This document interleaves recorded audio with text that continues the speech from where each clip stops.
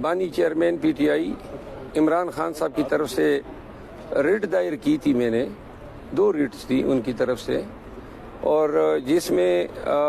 2 issues ہم نے اٹھائے تھے۔ ایک ایشو جو بنیادی اہمیت کا تھا وہ یہ تھا کہ خان صاحب کو لگ بھگ 8 مہینے ہو گئے ہیں جیل میں، تو ہماری کوئی بھی ملاقات، وکلاء کی کوئی بھی ملاقات ان سے بغیر جو ان کے 2 فرشتے، ایک ہمارے ساتھ بیٹھا ہوتا ہے، ایک خان صاحب کی طرف بیٹھا ہوتا ہے، وہ ہماری تمام کنورسیشن سنتے ہیں۔ اور چونکہ وکیل اور موکل کے درمیان قانون یہ حق دیتا ہے، ایون پریزن رول میں بھی 566 رول کے تحت پرووائڈڈ ہیں کہ وکیل اور موکل کے درمیان کوئی بات سنی نہیں جائے گی، تو یہ قانون پامال ہو رہا تھا، اور یہ حق بھی وکلاء کا بھی اور خان صاحب کا بھی وائلیٹ ہو رہا تھا۔ عدالت کے سامنے جب ریٹ دائر کی تو عدالت نے اس اسپیکٹ کا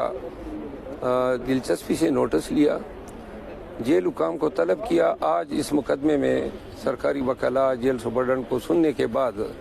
فاضل عدالت نے 2 احکامات جاری کیے ہیں۔ ایک تو یہ قرار دیا ہے کہ آئندہ کوئی بھی وکلاء اور خان صاحب کی کنورسیشن کو کوئی بھی نہیں سنے گا، اور اس فعل کو ڈپریکیٹ کیا ہے، اور ساتھ میں یہ بھی قرار دیا ہے، ہم نے شکایت کی کہ وکلاء کے ساتھ جو حکام کا رویہ ہے وہ ڈس ریسپیکٹفل ہوتا ہے، انتظار کرایا جاتا ہے گھنٹوں، اور انتظار بھی کوئی انتظار گاہ میں نہیں ہوتا ہے، اس پہ ہدایت دی کہ ریسپیکٹفل ٹریٹمنٹ دی جائے گی۔ دوسرا جو اہم مسئلہ تھا وہ یہ تھا کہ جو الیکشن ہونے کے بعد پارٹی کے کچھ عمائدین خان صاحب سے ملنا چاہتے ہیں، اور خان صاحب کا حق ہے، جیل حکام نے یہ موقف اٹھایا کہ صرف ہفتے میں 2 ملاقاتیں ہو سکتی ہے۔ جج صاحب نے ان کی اس تشریح کو غلط قرار دیا اور یہ حکم دیا ہے کہ منڈے سے لے کر سیچرڈے تک ہر روز خان صاحب کی ملاقاتیں ہو سکتی ہیں، اور ساتھ میں جن افراد کی ملاقاتیں ڈیزائر کی گئی تھی ان کو ملاقات جلد فراہم کرنے کی ہدایت کی ہے۔ تو یہ 2 احکامات ہوئے ہیں، اس سے ہمیں ایک ذہنی کوفت ہوتی تھی، خان صاحب کے ساتھ ہماری کوئی بھی گفتگو جو ہے وہ